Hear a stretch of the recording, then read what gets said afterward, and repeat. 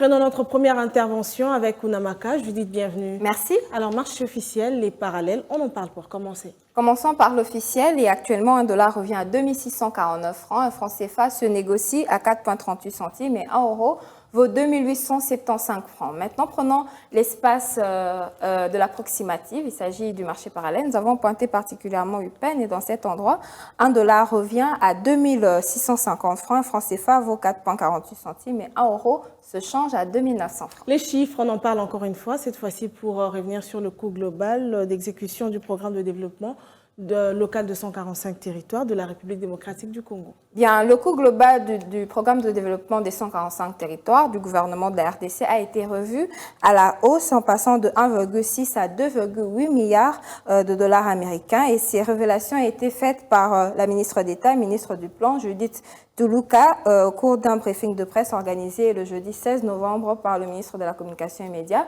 porte-parole du gouvernement de la RDC. Alors, quelle est la contribution à cette révision en hausse du budget? Voilà, d'après la ministre d'État, Judith Tuluka, la révision à la hausse du budget de ce programme est due à une rallonge de l'enveloppe destinée aux travaux de construction et de réhabilitation de routes de desserte agricole. Parlons aussi des crédits alloués à la réhabilitation et à la construction.